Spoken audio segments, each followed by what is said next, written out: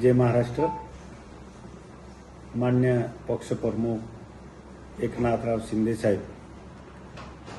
याच्या मार्गदर्शनाखाली धडगाव अक्कलकुवा मतदार क्षेत्रामध्ये जे मागे जल जीवन मिशनमध्ये जे योजना मंजूर केली होती आणि त्या योजनामध्ये जेव्हा 10 लाखाची योजना केली पण ते 200 कोटीपेक्षा जास्ती नाही असल्या कारणाने माझ्या या मतदारसंघामध्ये अक्कलकुवा अक्राणी मतदारसंघामध्ये ते योजनाचा पाणी देऊ शकत नाही आणि म्हणून आम्ही दुसरी योजना प्रस्तावित केली। ते योजना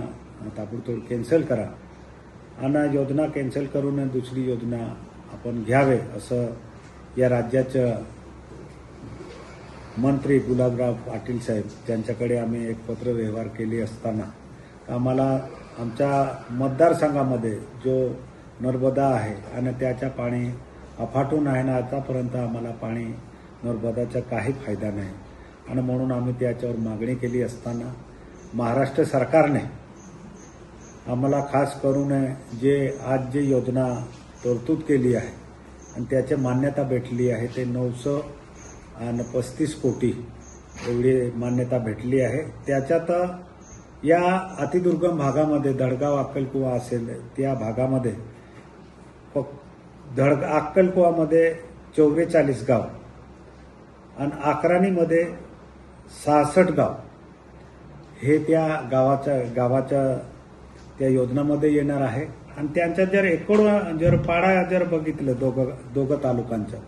1060 पाडे गावां पाडे धरून त्या गावाला त्याचा फायदा होणार आहे।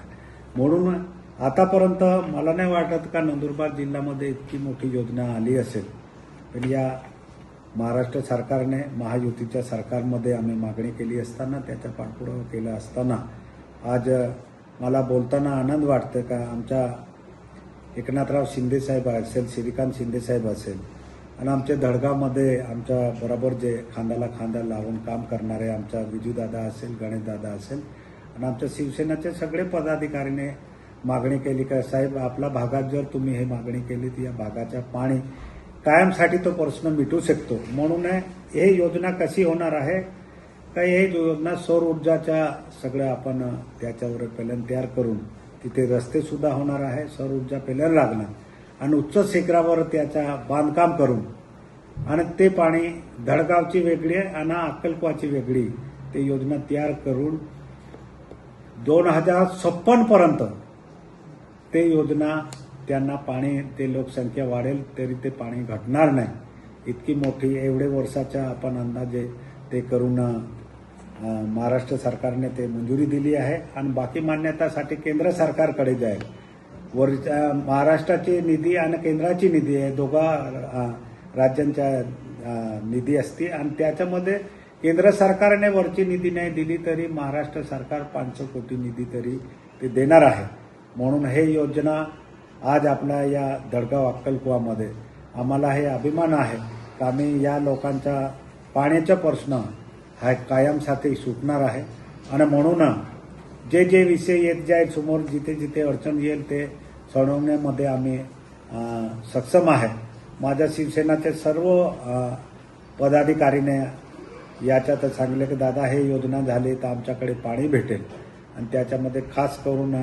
महाराष्ट्र सरकारचं मी अभिनंदन करेल आणि त्याच्यामध्ये खास करून आमचा मुख्य नेता एकनाथराव शिंदे साहेब श्रीकांत शिंदे आणि ज्या योजनामध्ये खऱ्या अर्थाने आम्ही जेव्हा बोललो नंतर त्याला मान्यता भेटून देणारे आमचे गुलाबराव पाटील साहेब त्यांचंसुद्धा मी अभिनंदन करेल की माझ्या जिल्ह्यामध्ये माझ्या मतदारसंघामध्ये इतकी मोठी योजना ही चांगली योजना आहे आणि याच्याने आमच्या अतिदुर्गम भागामधले जो पाण्याचे प्रश्न आहे जरी एवढे वर्ष लेट का नाही असेल पण तरी या लोकांना आम्ही पाणी देऊ शकू तर टेम जरी लागेल पण इतकी मोठी चांगली योजना करून दिली आहे। म्हणून मी पुन्हा माझ्या महायुती सरकारचं मी अभिनंदन करतो आणि लवकरच्या लवकर केंद्र सरकारकडे प्रस्ताव पाठवून बाकी निधीसुद्धा आम्हाला मिळवून देईल अशी अपेक्षा व्यक्त करतो ना थांबतो। धन्यवाद।